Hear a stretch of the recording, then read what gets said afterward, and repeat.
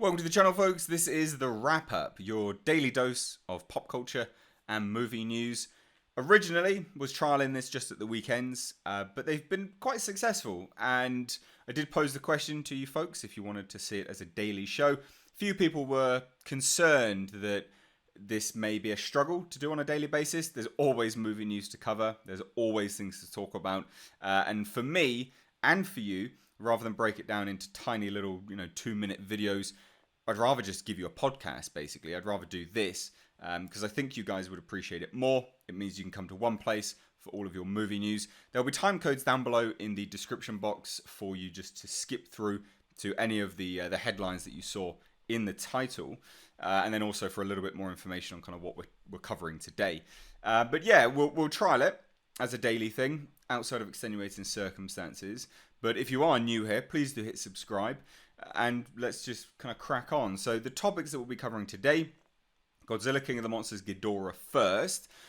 There's some slight spoilers in this, but not really spoilers if you're a Godzilla fan. So don't be worried. Outside of that, we'll also be talking about Hellboy, the reboot destroying itself at the box office, but then also the possibility of a reboot on Netflix. There's been some rumors about that for a while now, so we'll cover that. Then also the Dark Crystal Age of Resistance, which is the Netflix prequel series to the iconic Jim Henson movie, The Dark Crystal. We'll be covering that today. There's some interesting news on there, which is kind of industry based, I guess. And then we'll end on Brightburn, but that's full spoilers. So you've been warned now from the top, and then I'll warn you before we get into it. But Brightburn's full spoilers for that. It's discussing the ending. There's post-credits, kind of, or mid-credits, I guess. We'll be discussing all of that and words from the director himself. So like I said, before we get into it, if you are new here, hit subscribe. And if you do enjoy this video, please do give it a like and a share. So Godzilla, King of the Monsters, is releasing very, very, very soon. I'm going to go watch it tomorrow. I cannot wait. I don't know whether it's the UK premiere or if it's just a UK press event, but I will be there tomorrow in Leicester Square. Really looking forward to this. My review will be out very, very soon for that, so expect that to drop very, very soon. If not tomorrow, it's just dependent on what time I can get back from London. But today, what we're going to be talking about is King Ghidorah. Godzilla fans know him very, very well. He is just a monstrous three-headed dragon, basically. Now, there's some interesting snippets of information from an interview with the producers and the director, and then also the head of art, so the production designer, Scott Chambliss. Now, out and out, from the start, we didn't know whether King Ghidorah would be an alien or not. One of the producers in a previous interview had teased the possibility of him being an alien, saying that it's hinted at but not overtly stated. Now, and that we can't say that that's confirmation because that's not how the world works, but this guy here, Scott Chambliss, has just come out and said Ghidorah is from another planet. There you go. And he's basically the heavy in the film.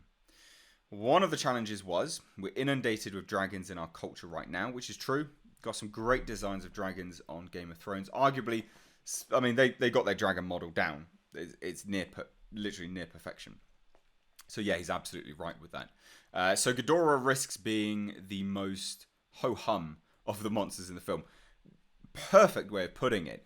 A very mundane creature if it's just going to replicate dragons, which we've seen already. Especially, Game of Thrones is a juggernaut. Last season, kind of to one side. A lot of people are very familiar with the Game of Thrones dragon style. So to put a three-headed dragon in a movie, people just go, oh, it's just a dragon, whatever. So it's a good way of putting it, actually. But Scott Chambliss does go on to say that what Michael did was he played on the very human characteristics. So they're not so much humanizing King Ghidorah, but they're giving him more personality, which echoes previous interviews which we had with Michael Dougherty, where they state very, very affirmatively, these monsters are not dumb creatures. They have a personality. They have, a very human-like substance behind them. And it seems like what they're doing here with King Ghidorah, which I think bodes really, really well. He played on characteristics that we associate with human beings, but we applied them to the monsters. Ghidorah, with his 3 heads, was an opportunity to have 3 different aspects of a generally similar creature. So basically it's 3 dragons rolled into one with human characteristics. Great idea. Absolutely great idea. Might not work in practice, but it's a great idea. Now they say that it was important to me that each of Ghidorah's heads have a slightly different personality than the others. This is from Michael Doherty. Just imagine if you had 3 dogs, all of the same species. I mean, it's subtle. I used to have 3 dogs, and you sort of learn that they have very different ways of expressing themselves, even if they look alike. I love the idea that each head did sort of have its own personality and quirks, with the centre head being the alpha of the 3. He's the one who's sort of the big brother and the most serious, and then the other 2 are just a little bit different. One head is slightly more aggressive and tenacious, the other one displays signs of curiosity. So in a lot of ways, they're just like 3 triplets. You know, they have a lot of traits in common, but they all have their own unique way of reacting to a situation. Ghidorah, he's a singular character with 3 distinct personalities. And doing the mocap, the facial capture, that way just seemed to make the most sense, and it was a ton of fun too. I think this is really quite interesting. I mean, it's just a tiny snippet from interviews which has been happening quite a while now. We had one, in fact, in yesterday's wrap-up video, we had one about Mothra. I think this is great news. Specifically, the points which I really, really like is that he's a singular character with 3 distinct personalities. So he's not just like, I kind of paraphrased and said like 3 dragons thrown together into one, but he's not. He's just one entity with 3 varying personalities. Obviously, each head acts, independently of one another. But then the other good thing is just that Ghidorah is from another planet. Awesome. So good. Really, really, really good. So guys, I'd love to hear your thoughts, as always, on each and every single topic.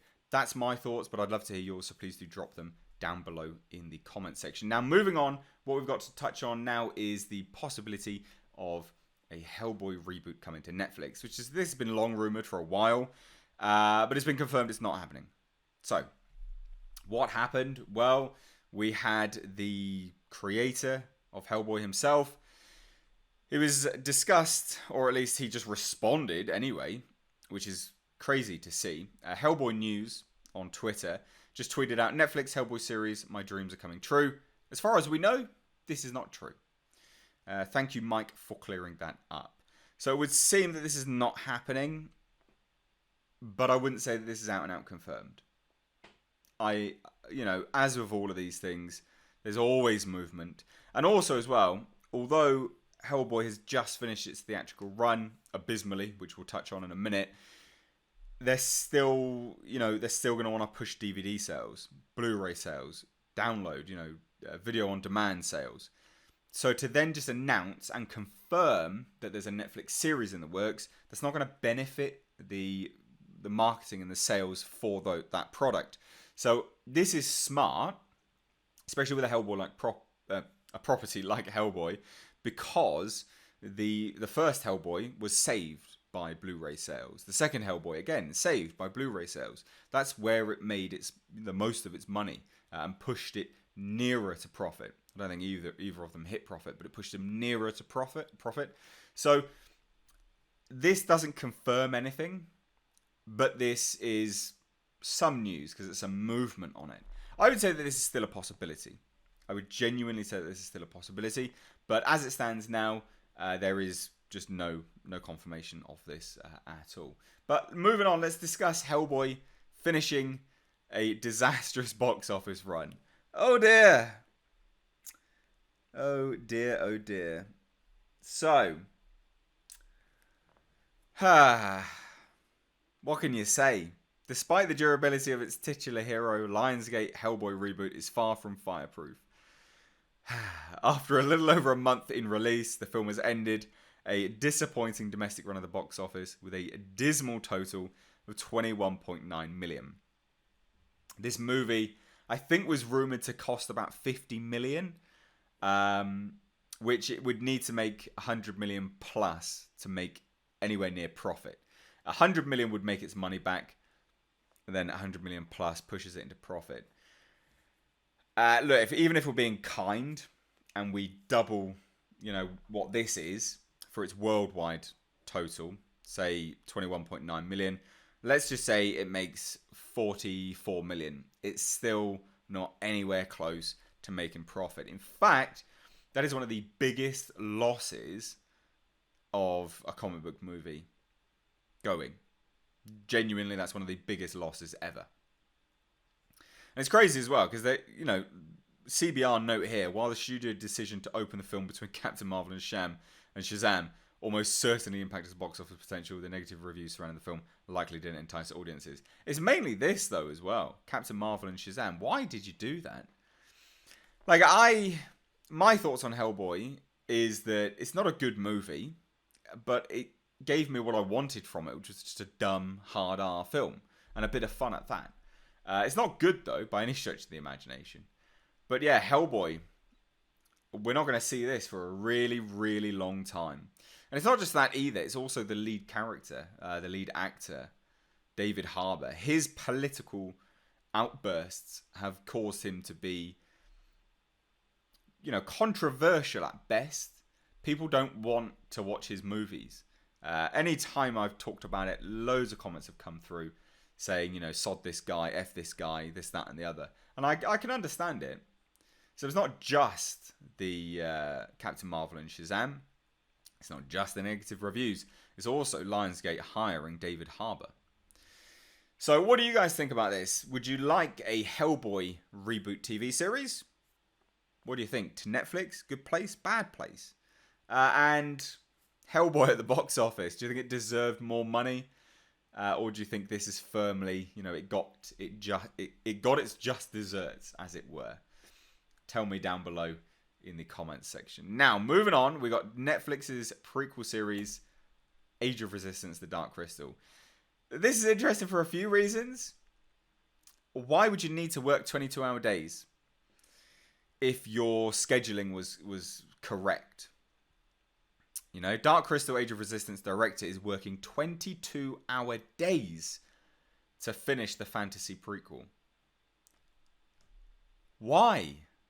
Why is your schedule not right that you have to do that? But I will say this, just pointing it out, I love the look of this. They've really nailed the aesthetic. It's a little bit clean, a little bit polished, but they've still nailed it. They really, really have. So it's being released on August 30th. I can kind of see that they need to cram, but you'd think that they would just have a better schedule, Genuinely, I think they should just have scheduled it better. It is one of those movies, if not the movie, that made me want to become a filmmaker, Leteria says, of the original, which the late Henson co-directed with Frank Oz. I start my days at 12:30 a.m. and I finish at 10:30 p.m. So every day, 22-hour days, it takes a toll. It's a 10-episode show. It takes place in Thra. And he goes on to say that we have 2 female gelflings, Deet and Bria, and 1 male. This is the executive producer, Lisa Henson, which is obviously related to Jim Henson. They each come from a different clan of the gelflings and are all ultimately heroes of the gelfling resistance. So I'm really interested. In terms of what he says, I was not fighting against anyone. I was fighting against common sense and practicality. It's so complicated to build a puppet, hire puppeteers, all that stuff. We chose the long, hardest road, and we're very thankful that we did. It looks absolutely stunning. So basically, little CG, which I guess would make sense with respect to the editing process and finishing it all. But if you're filming it all in practical and there's little CG, there shouldn't be that much to edit. To me, it just goes to show that the scheduling just wasn't the best for this. And he says that I'm finishing this show absolutely on my knees. It will take a moment for me to recuperate. I have the utmost hope for this. I love the Dark Crystal. I really hope this does well. But with respect to this, I just think it screams of bad, quite bad scheduling.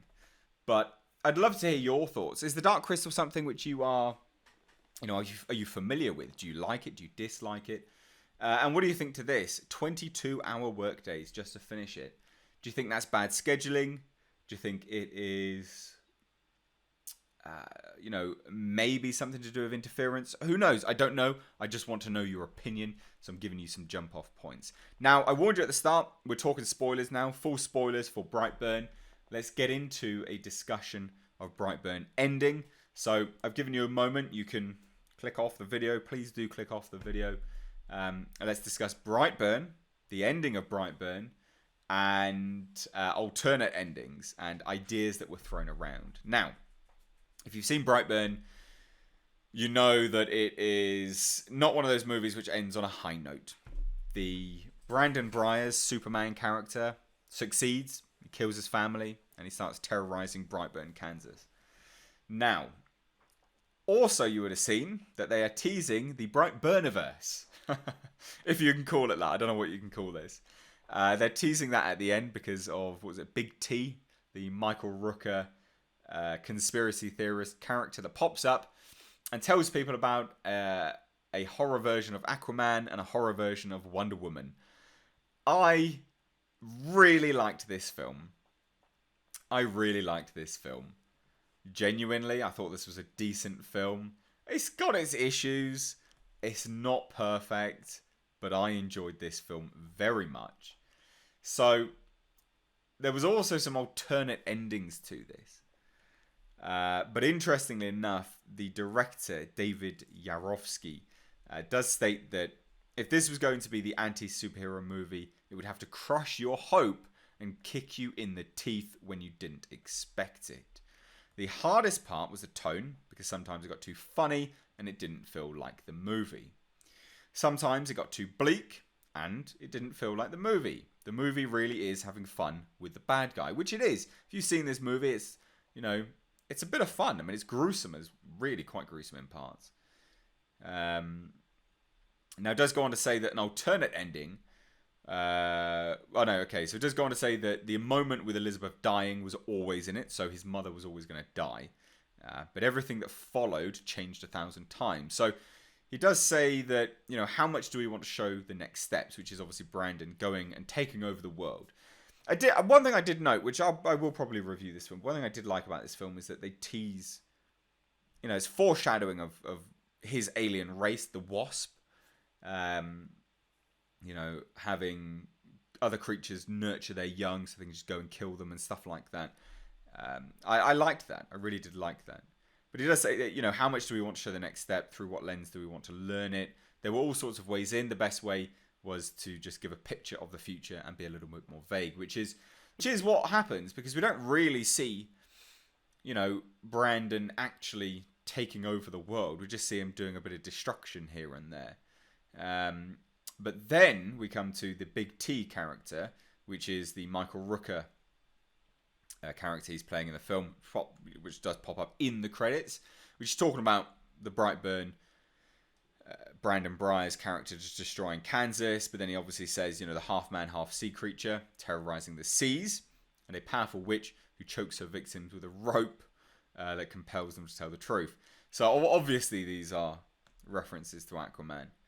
And Wonder Woman. And then one thing which a lot of people didn't really notice is that there's a figure of the Crimson Bolt, which does imply that it's all part and parcel of the same universe. But, who knows? We don't know for certain. So interestingly enough, he says that Yarovsky says they wrote tons of alternate versions of those credit teasers. And there was actually one where the little girl donned like a robotic arm. So he says, we talked about Caitlin. It ends with her in a lab fastening a robot arm on her broken arm and her just really pissed off. We just bounced around ideas for hours and some of them were ridiculous and some of them were cool like that. I really, really liked this. Now, he was asked directly about whether they wanted to dip into a bigger shared universe, and Yarovsky deflected the question, talking about the extreme secrecy under which Brightburn was created. So secret, in fact, that he got married a few days after they wrapped filming, and only a handful of people at his wedding even knew he was making the film at all. So, basically, they don't know. He says, but if we were going to expand the Brightburn universe in other installments and in other ways, we would probably be doing it in the exact same way. So in total secrecy. And then drop a cinematic trailer at some point that kind of teaches you what that new direction may be. So I like this, but he does say that yes, Brightburn's ending does tease the potential for an exciting superhero universe. And yes, that line of thinking was clear on the filmmakers' minds during production. I really like Brightburn. What did you think of the ending, though? Because a lot of people I've heard didn't really like the ending for some reason. But I'd love to get a wider range of opinions on this. Let me know your thoughts on this topic and any of the topics down below in the description box. And remember, guys, please, I want to get some interaction going with you. You must use the hashtag #TheWrapUp. Drop that down below in the comment section. Get some questions about industry, movies, thoughts like that. I'd love to get a bit of a Q&A section going. So like I said, guys, for your daily dose of pop culture and movie news, join me here on the show every single day for the wrap-up. Outside of extenuating circumstances like movie reviews, traveling, things like that, that's when this show won't be happening. But as always, guys, thank you so much for watching. I've been Mr. H. Take care.